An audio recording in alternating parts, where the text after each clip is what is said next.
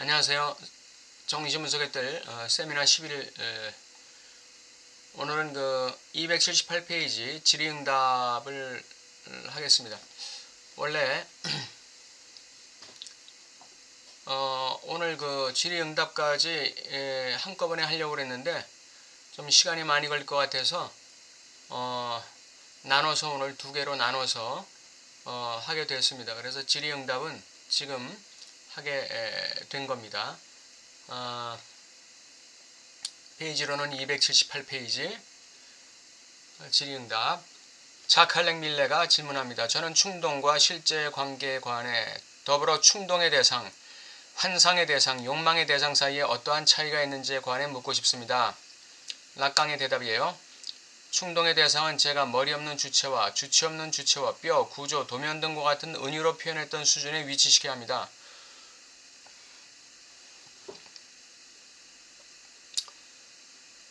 충동의 대상, 머리가 없는 주체, 주체가 없는데 주체를 이루고 있어요. 뼈, 구조, 도면. 우리는 그 건물을 볼 때 건물의 도면은 우리가 갖고 있지 않지만 건물을 볼 때 건물의 도면을 우리가 추측할 수 있죠.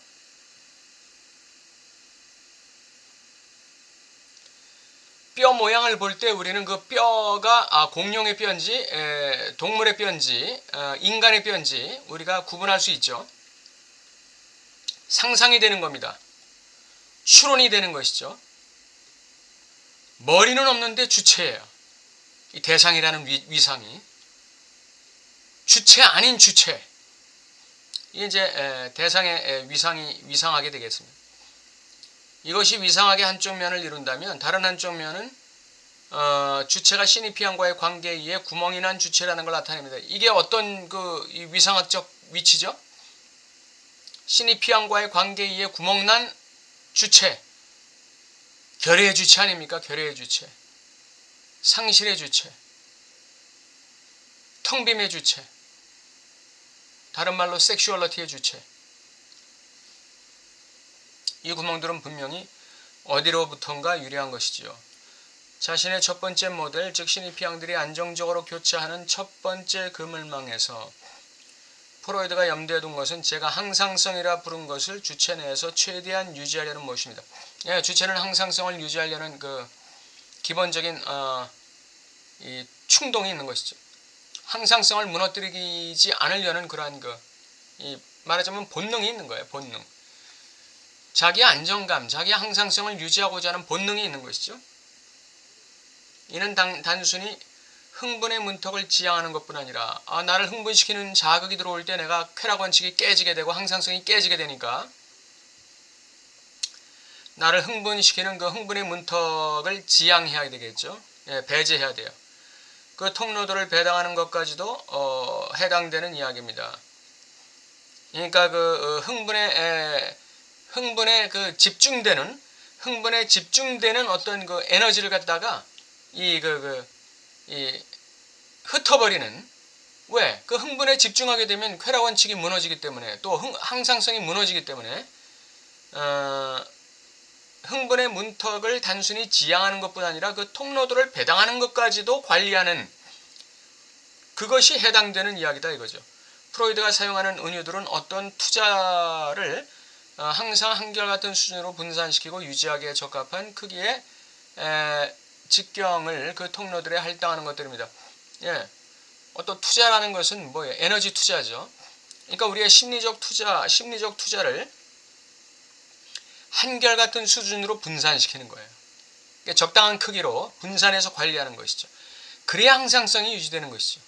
어느 한 구석에 확 몰려버리면 거기서 우리의 항상성이 깨지고 균형이 깨지는 거죠. 이 쾌락 원칙도 깨질 뿐 아니라 주체의 그 균형이 심리적 균형, 정신적 균형이 깨져버리는 것이죠. 어디선가 프로이드는 정신장치 자체의 진보를 가능케 한 것은 바로 쾌락 원칙을 유지하기 위해 성욕 속에서 억압되어야 하는 것의 압력, 리비도의 압력이라고 분명하게 언급한 바 있습니다. 리비도라는 것이 하나의 그 정신장치다 이거죠. 아파레이. 어떤 장치예요.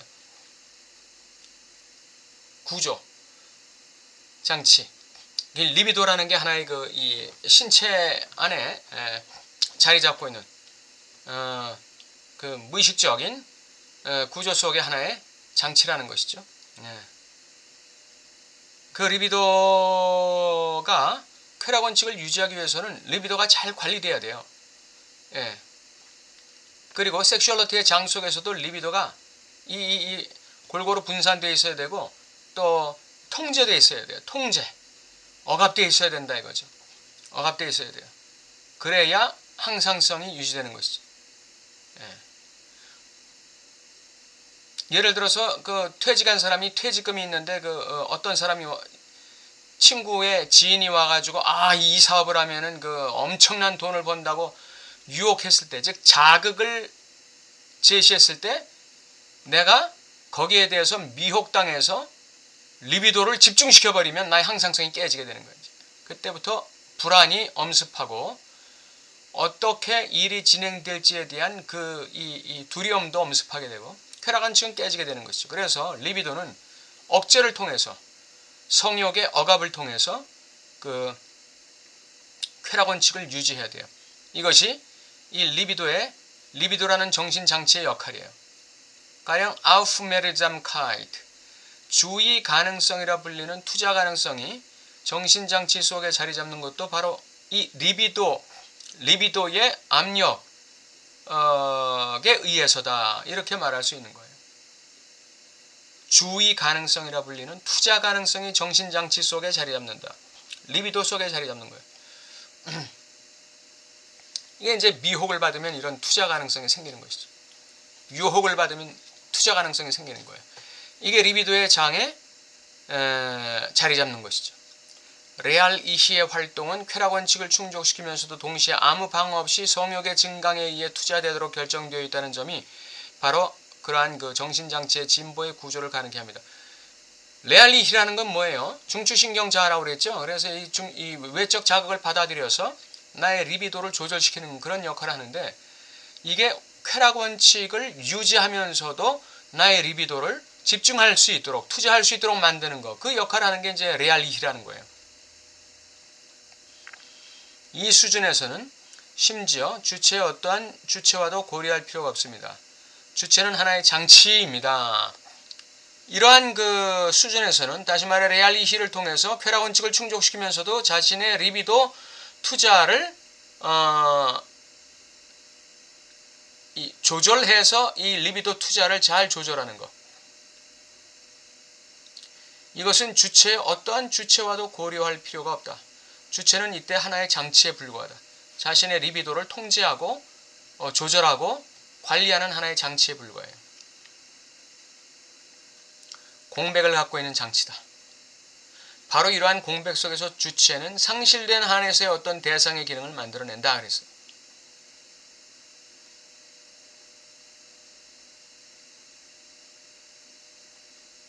리비도가 활성화될 때 주체는 하나의 공백을 가진 장치로서 위치한다 이거죠. 리비도가 작동할 때 주체는 하나의 상실의 장, 하나의 이 공백의 장으로서의 장치에 불과하다. 주체가. 그래서 그 상실에 대한 대극점에 있는 그 대상을 만들어내는 것이죠. 이것이 바로 충동 속에 현존하는 것으로서의 대상의 위상입니다. 충동이 그 대상을 만들어낼 때 주체는 하나의 기관의 역할을 한다. 하나의 장치의 역할을 한다.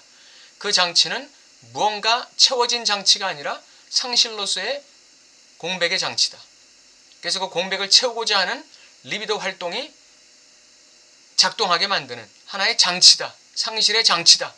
그래서 그 상실의 장치 속에서 그 상실을 채우기 위한 하나의 대상을 설정하게 되는 것이죠. 그것이 충동이 만들어내는 대상 A다. 대개의 경우에는 잘 드러나 있지 않지만 주체는 항상 환상 속에서 살고 있습니다. 충동이 만들어내는 대상 A도 환상 속의 대상 A죠. 환상 속에서 만들어지는 것이죠. 그것이 꿈이건 백일몽이건 혹은 다소 발달된 형태의 환상이건 마찬가지죠. 주체는 스스로 환상에 의해 결정된 자로서 위치합니다. 주체는 환상에 의해 결정된 자로서 위치한다. 그러니까 우리가 갖고 있는 그 환상이 어떤 종류의, 어떤 위상의, 어떤 양태의 환상이냐, 그것이 곧 나죠. 나.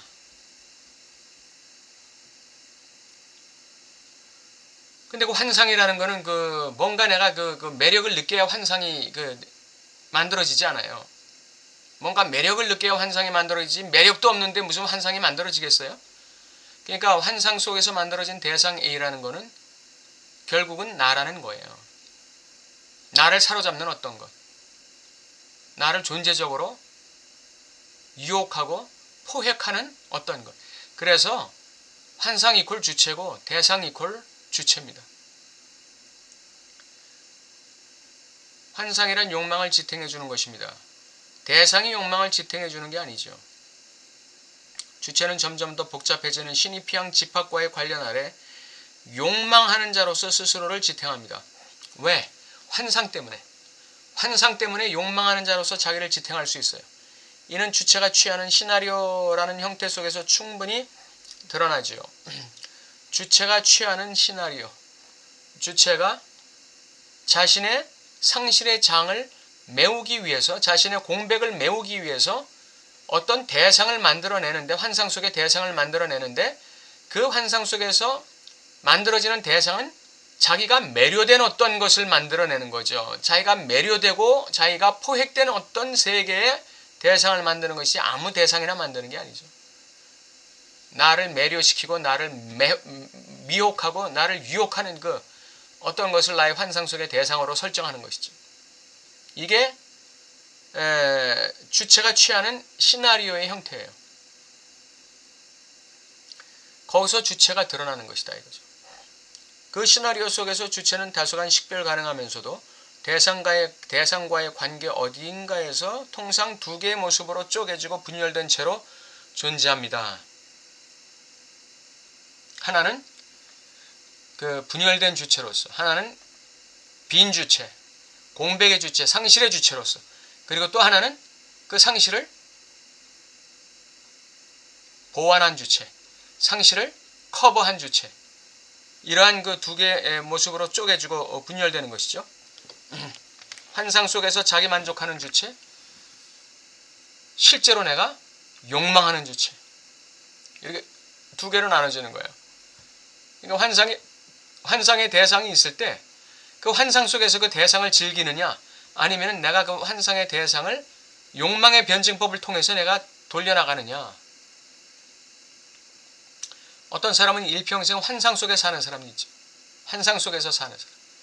그리고 그 환상을 갖다가 나의 상징을 통해서 현실화시키기 위해서 노력하는 욕망의 주체로서 살아가는 사람이 있고, 이때 대상은 대개의 경우 자신의 진정한 모습을 보여주지 않습니다. 볼 수도 없죠. 다음 시간에는 제가 도착증의 구조라 부른 것을 다시 살펴볼까 합니다. 이는 엄밀히 말하자면 환상의 한 가지 전도된 효과입니다. 환상에 전도된 효과가 도착증 구조라고 얘기하고 있습니다.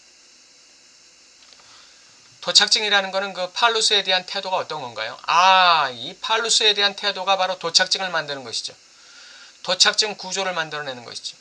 그러니까 그 팔루스, 남근에 대한 그 주체의 태도가 그 남근이라는 것이, 즉 결여가 있음을 알고 있음에도 불구하고 그 결여를 부인하는 자, 이 사람이 도착증 구조를 갖게 되잖아요. 그러니까 도착증 구조라는 건 결국 환상이에요. 환상. 환상의 한 형태가 바로 도착증이죠. 나에게 팔루스가 있다고 환상 속에서 가정하는 주체, 이게 도착증 주체예요. 내가 가진 팔루스라는 건 상실의 팔루스, 결여의 팔루스, 공백의 팔루스라는 걸 인정하는 주체가 신경증자고, 나에게도 팔루스가 있어. 나에게도 완벽함이 있어. 나에게도 이 만족이 있는 사람이야 나는. 나에겐 상실이라는 게 없어. 하면서 상실을 거부하는 사람, 이 사람이 이제 도착증으로 가는 거죠. 이게 환상이에요, 환상. 환상의 효과로 만들어지는 것이 바로 도착증이죠. 주체가 주체성의 분열과 대면하면서 스스로를 대상으로 규정하는 경우인 것이지요. 예. 자기 자신을 대상으로 만드는 주체. 자기 자신을 주체화시키는 주체가 아니라 자기 자신을 대상화시키는 주체. 이게 도착증 주체예요. 안타깝게도 오늘은 시간 관계상 이쯤에서 멈출 수밖에 없겠지만 저는 이 대상의 역할을 맡는 주체야말로 사도마조이즘적 충동이라 불리는 상황의 현실성을 지탱하는 것임을 말씀드리고 싶습니다. 사도마조이즘적 상황이라고 했지만 결국은 마조이즘적 상황이라는 한 가지 상태일 뿐이죠. 마조이즘이 능동도 만들어내고 수동도 만들어내고 재기도 만들어내는 거예요. 그 능동성. 이 마조이즘이 수동성이 아니에요. 마조이즘이 락강에게 있어서는 이 능동성에 해당되는 거예요. 이 능동성이 사디즘도 만들고 능동성, 또 마조이즘, 수동성도 만들고 재기태도 만드는 것이죠. 사도마조이즘적 충동이 원한을 이루고 더 나아가 충동 자체로서 구성될 수 있는 것은 바로 주체가 어떤 상이한 다른 누군가의 의지의 대상이 되는 한에서입니다. 주체가 누군가의 내 안에 있는 타자의 그 대상, 의지의 대상이 되는 한에서 도착증이 구성되는 것이죠. 나의 결혈을 갖다가 보는 그 어떤 주체 안에 있는 타자, 이 타자가 바로 응시하는 대상이에요. 응시하는 대상, 응시의 주체로서의 대상, 응시의 주체로서의 이 대상. 그러니까 나는 주체는 바로 이 주체 안에 있는 타자의 대상이 되는 것이죠. 프로이드가 이 텍스트에서 지적하고 있듯이 사디즘적 욕망이 어떤 환상과 관련해 가능한 것은 오직 두 번째 시기에서일 뿐입니다. 사디즘적 욕망은 무수한 형태들에서 가령 신경증에서도 나타나지만 이는 엄밀한 의미에서 사디즘이라고 할 수 없습니다. 신경증에서 나타나는 사디즘, 그는 엄밀한 의미에서 사디즘적 욕망, 이것은 무수한 형태에서 나타나는데 가령 신경증에서 나타나는데 이는 엄밀한 의미에서의 사디즘이라고는 할 수 없습니다.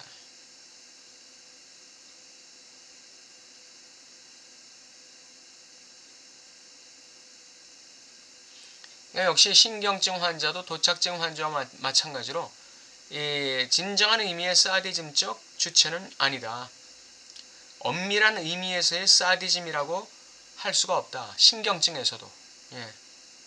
결국 마조히즘이죠. 사도 마조히즘인데, 그러니까 사디즘적 성격이 있긴 있는데 엄밀한 의미에서는 마조히즘에 포획된 사디즘이다. 이렇게 보면 되겠죠. 제 논문 사드와 함께 칸트를 참조하시기 바랍니다. 사드와 함께 칸트를. 사드는 충동의 주체예요. 칸트는 윤리의 주체예요. 근데 칸트는 정언명령이에요. 의무감을 강조하는 것이죠. 그리고 성욕의 그 억제를 강조하는 거예요. 그리고 이 충동은 이 사드는 그 충동의 극대화를 강조하는 사람이죠. 그러니까 사드와 함께 칸트를 하면 어떻게 되는 거예요? 충동을 극대화시키되 윤리적인 차원에서, 윤리적인 영역에서 극대화해라 이거죠. 그 논문을 보면 사디스트는 자신도 모르는 사이에 어떤 타자를 위해 스스로 대상의 위치를 차지하고 그 타자의 주의상실을 위해 사디즘적 도착증자로 행동한다는 사실을 아시게 될 겁니다. 자기 이 스스로를 타자의 대상의 위치에 놓는 거예요. 자기를 대상화시키는 것이죠.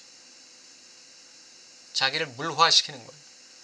그래서 자기를 즐기거나 자기를 주시하는 타자의 주의상스에 내가 나를 갖다 바치는 거예요. 제물로 바치는 거죠. 이게 사디즘적 도착증이라고 하는 것입니다. 타자의 주의상스를 위해 자기 자신을 사디즘적 도착증자로 만드는, 그러니까 사디즘적 마조히스트로 만드는 것이죠. 사디즘적 마조히스트로 자신의 주체를 대상화시키는 자, 이게 이제 도착증자, 사디스트라고 할 수 있습니다. 따라서 여기서 여러분은 욕망이 겨냥하는 것과 결코 일치할 수 없는 대상 A라는 기능이 갖는 여러 가지 가능성을 보실 수 있습니다. 그러니까 욕망의 대상 A와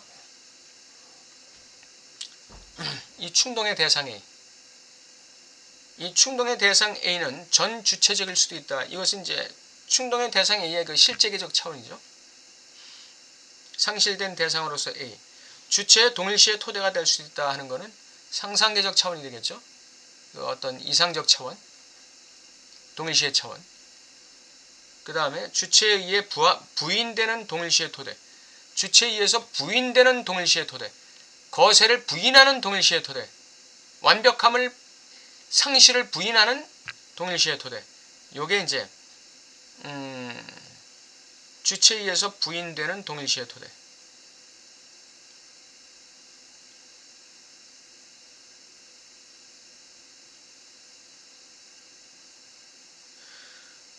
주체에 의해서 부인되는 동일시의 토대는 그 상징계적 그 대상 A, 대상 A의 상징계적 위치라고 볼 수 있는데, 이것은 그 공백, 이 주체의 그 상실, 이것을 지각하면서 그것을 부인하게 만드는, 자기의 상실을 지각하면서도 그걸 부인하게 만드는 그런 의미에서의 그 동일시의 토대예요. 요거는 다소 상징계적인 그런 이 대상의 위치가 아닌가 이렇게 생각합니다. 바로 이런 마지막 의미에서, 즉 주체에 의해 부인되는 동일시의 토대라는 이 의미에서 사디즘은 마조히즘에 대한 부인에 불과합니다. 사디즘은 자기 상실에 대한 부인에 불과하다. 자기 공백에 대한 부인에 불과하다. 그러니까 이 신경증적 환자는 마조히스트죠. 마조히스트. 도착증자는 사디스트. 그러나 도착증자들의 구조는 마조히즘적 구조를 갖고 있는 것이죠. 자기를 대상화시키는, 타자의 쥐상스의 대상으로 자기를 전락시키는, 그러니까 결국은 자기를 괴롭히는 것이죠. 도착증이라는 건 자기 자신을 대상으로 만들어서 자기를 그냥 괴롭히는 것 스스로. 이러한 공식을 통해 우리는 사디즘의 진정한 본성에 대해 많은 것을 밝힐 수 있을 겁니다. 하지만 일반적인 의미에서 욕망의 대상은 실제로는 욕망의 버팀목이라 할 하나의 환상이거나 아니면 하나의 미혹입니다. 그렇죠. 일반적인 의미의 욕망의 대상이라는 것은 욕망의 버팀목이죠. 예, 욕망을 유지시키는 것이죠. 이거나 아니면 하나의 미혹이다. 예, 나를 미혹시키는. 이 미혹이라는 주제는 당신이 조금 전에 주체와 실제의 관계에 관해 제시했던 모든 성결 문제들을 한꺼번에 제기하는데, 우리는 이러한 주제를 사랑에 관한 프로이드의 분석을 통해 풀어나갈 수 있을 겁니다. 프로이드는 엄밀한 의미에서 중성적 실제는 탈성역화되어 있는 반면, 사랑의 변증법을 도입하기 위해서는 이희와 실제의 관계를 참조할 필요가 있다고 생각합니다. 프로이드는 사랑의 변증법을 도입하기 위해서는 이희, 주체와 실제의 관계를 참조할 필요가 있다 이렇게 생각했어요. 그가 느낀 이러한 필요성은 충동이라는 수준에서 개입된 것이 아닙니다. 사랑은 충동의 그 영역이 아니라는 것이죠. 이것은 우리가 사랑의 기능에 대해, 그것은 근본적으로 나르시시즘적 구조를 가지고 있는데, 이 사랑의 기능에 대해 생각해야 하는 것과 관련해 더없이 풍부한 밑거름이 될 겁니다. 실제가 있다는 사실에는 절대로 의심의 여지가 없습니다. 주체는 쾌락 원칙에, 즉 충동에 의해 침범되지 않는 쾌락 원칙에 긴밀하게 의존함으로써만 실제와 건설적인 관계를 맺는데, 바로 여기가 사랑의 대상이 출현하는 지점입니다. 그러니까 쾌락 원칙을 위반하지 않는 그러한 이 범위 안에서 실제와 관계를 맺을 때 사랑의 대상이 여기에 위치한다는 거예요.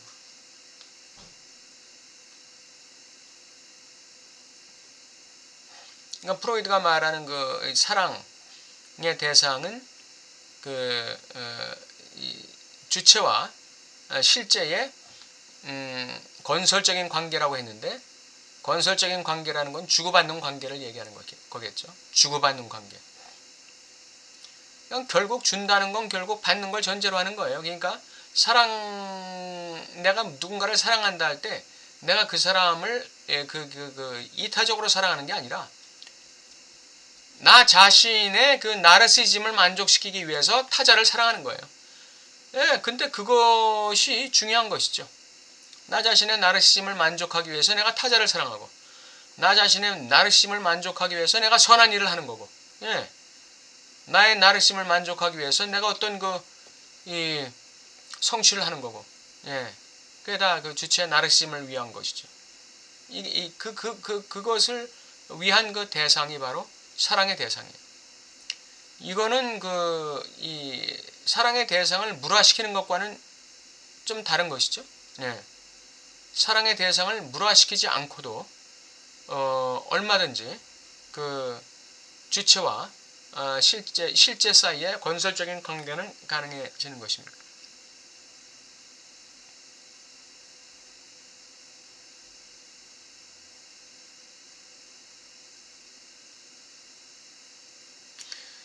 이 주체와 실제가 건설적인 관계를 맺는다고 할 때 주고받는 관계가 되는데, 이 주고받는 관계는 결국은 쾌락 원칙이 유지되는 한에서 나르시즘적 만족을 위한 것이다.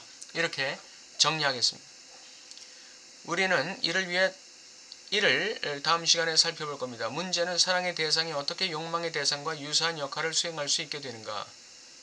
다시 말해 사랑의 대상이 욕망의 대상이 될 가능성이 어떠한 애매함에 기대고 있는지입니다. 지금까지의 설명으로 좀 명쾌해지셨는지요? 자크 할렉-밀레 명쾌해진 것도 있고 그렇지 않은 것도 있습니다. 오늘 그 질의응답 밀레와 그 락강의 질의응답에 대해서 했습니다. 약간의 그 애매모호함이 있긴 한데 여러분께서 한번 깊이 생각해 보시기 바랍니다. 예, 감사합니다.